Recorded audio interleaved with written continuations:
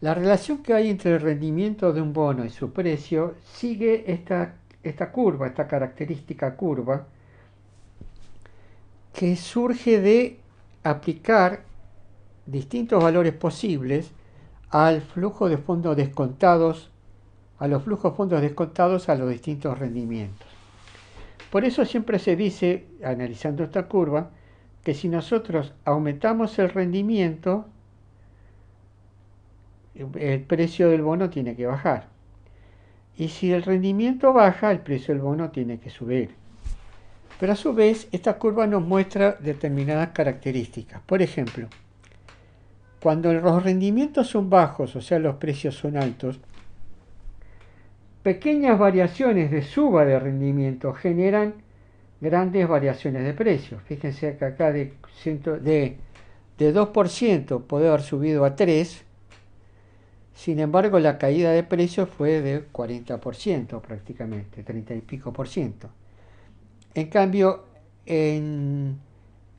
cuando los precios son bajos, o sea, los rendimientos son altos, ya la variación no es tan sensible. O sea, esto juega con un concepto que se llama duración modificada, y que nos muestra un poco, nos puede dar una idea de qué evolución pueden tener los bonos en un lapso de tiempo determinado. Vamos a trabajar con el Global 30. Esta es la curva de Global 30 al 17 de septiembre del año 2020.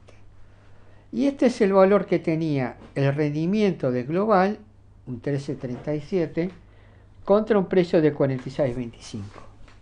Quiere decir que este bono estaba en aquel momento en una zona de relativamente, no alto precio, pero una zona relativamente bajo rendimiento.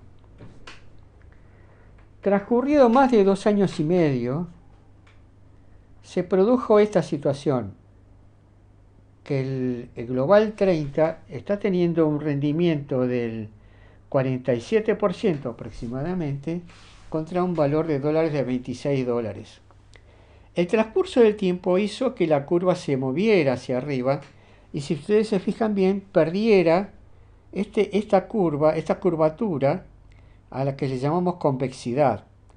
Es decir, ¿qué significa que sea convexa? Y bueno, es un concepto geométrico bastante complejo, pero lo podemos definir de la siguiente manera. Si yo uno dos puntos de la curva, los puntos que hay intermedios entre esos dos puntos están por debajo de la recta, que se suele llamar cuerda. En cambio, si fuera así, la curva cóncava estarían por encima. Bueno, acá vemos perfectamente que la convexidad ha disminuido por efecto de paso del tiempo. Ya por efecto del paso del tiempo se produce esto. Pero entonces, ¿qué planteo podemos hacernos? Que el Global 30, si bien está rindiendo 47%, ¿cuánto más puede bajar su rendimiento? Puede bajar 10% más, se puede ir a 55%. ¿Y cuánto más puede caer su precio? Puede caer de 26, puede caer a 22, 21. En cambio, si de alguna manera tuviera la posibilidad de crecer, de bajar su rendimiento por efecto de una situación de confianza, esto generaría a medida que el rendimiento baje, generaría muy fuertes incrementos de precio. Esto nos muestra que el nivel de precios de los bonos actuales no es rayano a lo barato, ya es casi de regalo. Lo mismo pasa con el Global 29. Global 29 también, fíjense lo que era el rendimiento y el precio al 17 de septiembre del año 2020. Y fíjense dónde está ahora, con un 50% de rendimiento y un 25,70 de precio. ¿Cuánto más puede bajar el rendimiento? Subir el rendimiento, perdón. 5% más. Y el precio va a ser importante, sí, pero no va a ser tan significativo como que de alguna manera haya una situación favorable que genere fuertes caídas de rendimiento con subas de precios que se van a ir incrementando a medida que el rendimiento baje.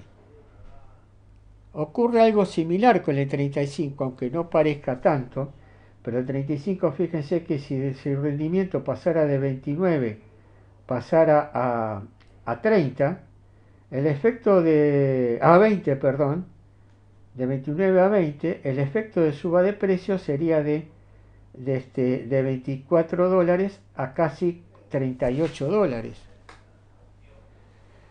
Es decir que obviamente los bonos argentinos están en una situación muy especial. Entonces, ¿qué nos queda para pensar?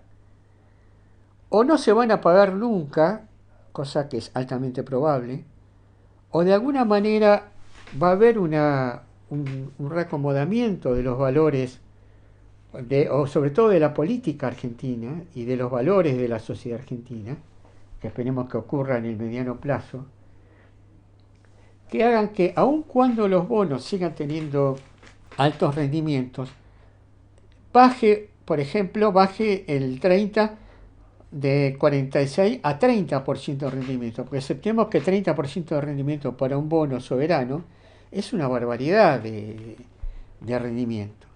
Y esto generaría también una muy fuerte suba. Fíjense que si pasara de 47 a 30, tendríamos una suba de 26 dólares a 40 dólares. O sea que tenemos por un lado la posibilidad de que de alguna manera las noticias que vengan con respecto a la política o la política que se vaya a implementar con respecto a los bonos argentinos sea favorable, medianamente favorable, y bastaría con que hagan una pequeña baja de rendimiento para obtener importantes subas de precio. El otro caso es que nos planteemos la posibilidad de que sean estos bonos, ofrezca el gobierno una nueva grilla de bonos en rescate a estos bonos que emitidos.